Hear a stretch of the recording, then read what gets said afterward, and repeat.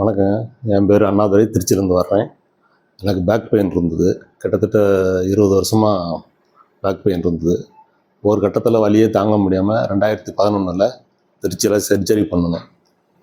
அது அப்போதைக்கான தீர்வாக தான் அது இருந்தது. அப்புறம் இடையில 1 வருஷத்துக்கு ஒருக்க, 2 வருஷத்துக்கு ஒருக்க இந்த மாதிரி நேரத்தில் திரும்ப அந்த வலி வந்துடும்.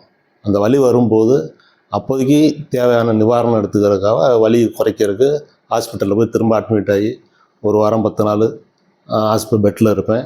வலி சரியாயிரும், வந்துடுவேன். திரும்ப அதே பழையபடி ஒர்க்கு பார்த்துக்கிட்டு இருக்கும்போது திரும்ப 6 மாதம் 1 வருஷத்தில் திரும்ப எனக்கு அந்த வலி வந்துடும்.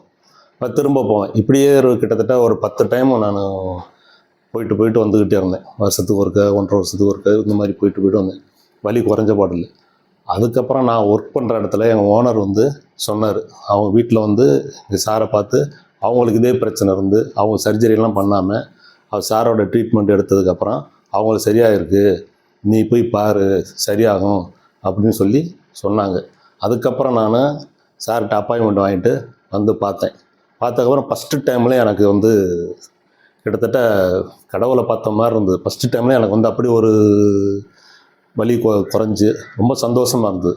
அதுக்கப்புறம் 2வது தடவை வந்தேன். அப்போ இன்னும் கொஞ்சம் குறைஞ்சிது. இப்போ நார்மல் ஸ்டேஜுக்கு நான் கிட்டத்தட்ட நெருங்கி வந்துட்டேன்.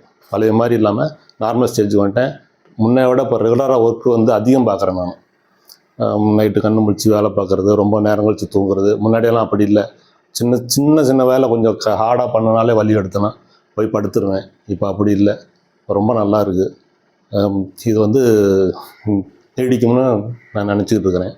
அதனால் டாக்டருக்கு நான் ரொம்ப நன்றி சொல்கிறேன்.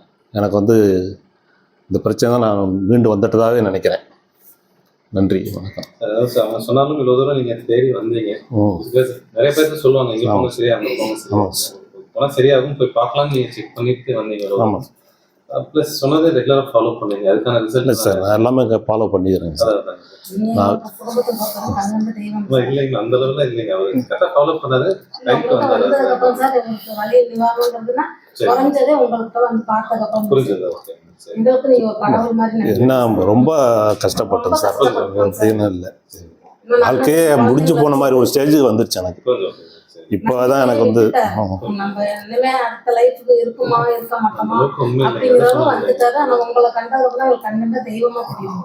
என்ன பண்ணா சரியாகும்ன்றது தெரியாம இருந்தது. அதுதான் இப்போ பண்ணா சரியாகுதுன்னு தெரிஞ்சது. சரியாயிட்டே வருதுங்க. இதை ரெகுலராக அந்த எக்ஸசைஸ் மட்டும் ஒரு ஃபாலோ பண்ணிட்டீங்கன்னா ஒரு நாளைக்கு 3 நிமிஷம் ஆகுங்க. ஆமாம் சார், அவ்வளோதான் டைம் ஆகுது. என்ன ப்ராப்ளமே இருக்காது. சரிங்க சார், நான் பண்ணிக்கிறேன் சார். ஒன்றும் பிரச்சனை இல்லை. நல்லா இருக்குது sir. Thanks. Sir, thanks sir.